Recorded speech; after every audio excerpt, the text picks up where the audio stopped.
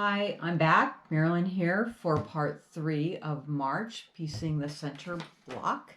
So what we're going to talk about is making the 3-color flying geese.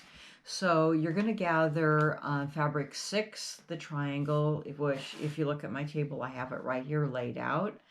And you're also going to take, okay, so you're going to sew a fabric 6 triangle to the fabric 5 base. So this is what I have right here. And you really need to lay out your colors and make sure that they're matching what the color is. And you're making this little flying geese unit right here, if you can see that corner. So here's your base color, and then you have one color on this side and one color on the other. You can identify it here, and I have it laid out here. So here's my base, my fabric 5 base.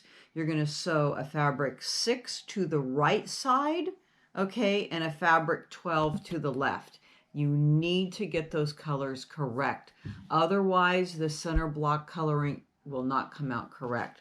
So how you line this up, I have one of them made. This is what it should look like in the end. This is the correct setup of your colors.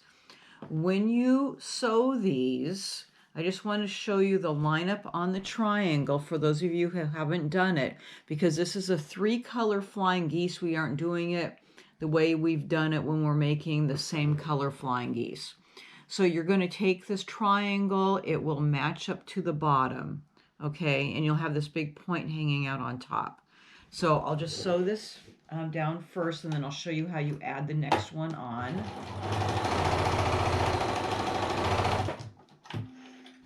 And then just press it open.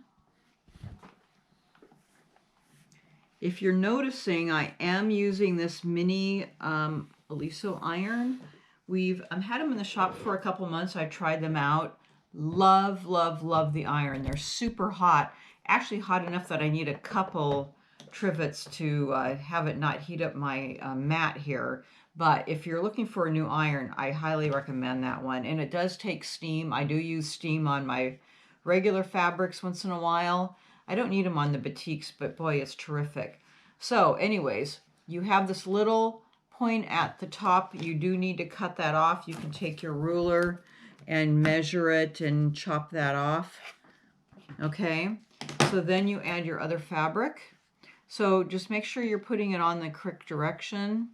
So I would run all 4 of the same color through at once, and then add your other color on the other way, and it will match up on the bottom here with the point sticking out on top. Okay, run all 4 through at once. Well, chain them through. You know what I'm talking about. Okay, and then just press it towards the triangle that you just added. Let me get this out of the way. So these are going to be oversized flying geese. You do need to cut them down to size. Okay, you can see they're too big. Now, the stated size is 2 inches by 3.5 inches. That's raw. That's not sewn in. So I'm using my wing clipper to cut it down. You can use a regular ruler, but of course, if you have a wing clipper, it makes it nice and easy. You have a 2 inch by 3.5 inch. So you just look for that marking. There's a nice little square cross right here, and it shows you to match up the point. Okay, so I'm going to match up that point there. And I have my cross. I'm just going to, and then I also like to make sure that the point on the bottom is matched. So the point, and the X. I'm going to cut off the top. Oh, and let's get all this other stuff out of the way so I don't cut that off. And then I'm going to flip it around and then match up my bottom, which is the V there. I have my 2 by 3.5, my point and my point, and then cut it off. Okay, and I like to cut all 4 at once. Okay.